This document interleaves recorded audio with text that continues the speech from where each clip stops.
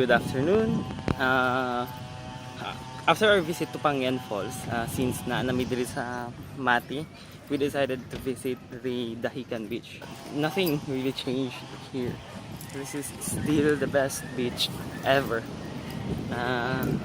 The blue water, tapos the strong waves. But as of now, waves are not that strong. And Menzina Resort seems to be closed for now, but it's fine since may vacant lot man din. Never change. Still the best beach view ever. So right now, i-explore na to ang Dahican. There's the Menzi closed siya.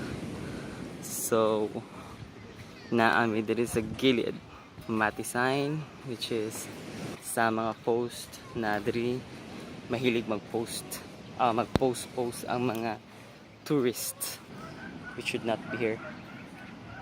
And then yes, there's the I love Mati. I remember making my blog post using this picture, and here's the view. Nothing really changed. It's still the most beautiful beach ever. 1, 2, 1, 2, 3. 1, 2, 3.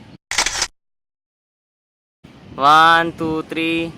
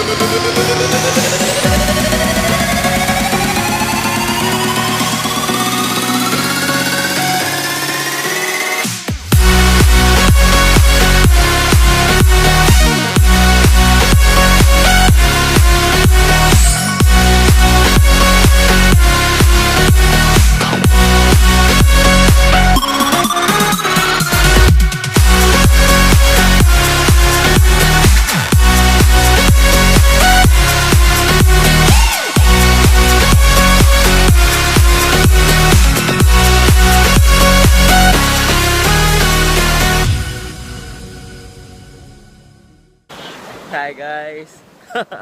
We really enjoyed much here sa Mati, and there's one of our friend over there who's trying to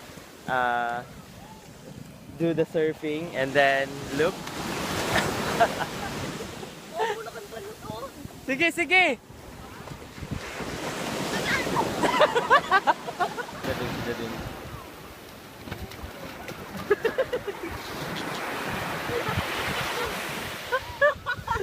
Teka, video.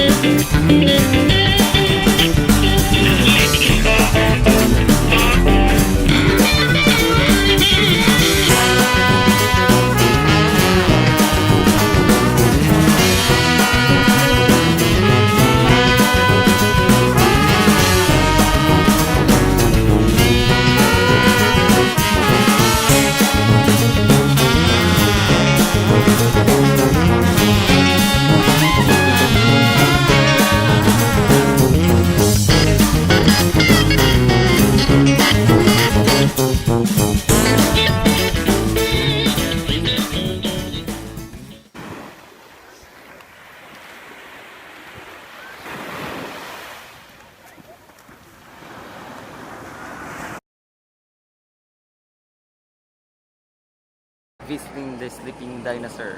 Actually, we enjoyed a lot our travel dito sa Mati, and then nagstay me overnight sa among friend's house, which is a very beautiful house. And then second is kanina nag-adami sa Pangyan, which is unexpected. Gwapo gud ang waterfalls. And then after sa Pangyan is nag-visit me dito sa Dahican. Of course, di ka pwedeng mag stop by sa Mati without experiencing Dahican. Medyo haggard kaayo sa tanan, sobra. And then thought, what can you say about our adventure karon sa Mati, and then sa Lupon, sa Pangyan Falls, then sa Dahican? So far, it's adventurous because we had a lot of experience, a lot of happiness, a lot of jokes, a lot of craziness, and most especially the memories. Yes, tama. Agree.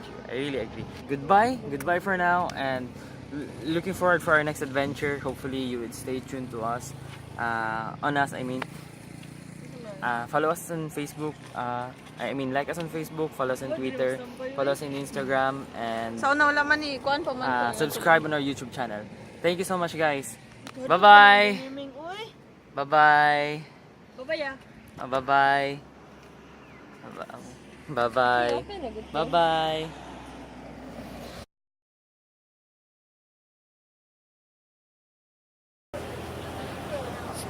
Hello guys, stopping by here sa Balotan sa Carmen. Yes, of course. So medyo taas ang among biyahe, and now gusto na mukhaon og balot. Pero ang akong hilig kay Pinoy lang. So mag-Pinoy lang ko karon. Hey guys, this is the best exotic food ever. Sikat ko sa YouTube, wala ka kabalo. 16. So, here's our order, mga Pinoy na Pinoy. Malasado na Pinoy. It's so hot. Ano ipakita mo ng piso? Pinoy. How to eat a Pinoy.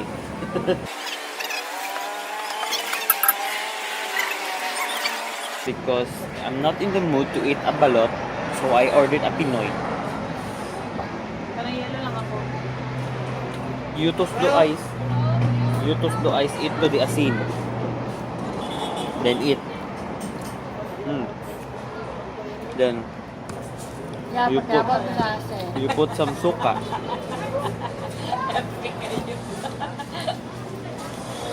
You put some suka and eat again.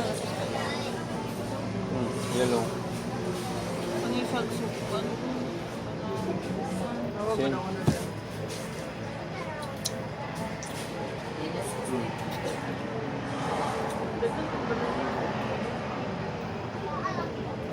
No more left.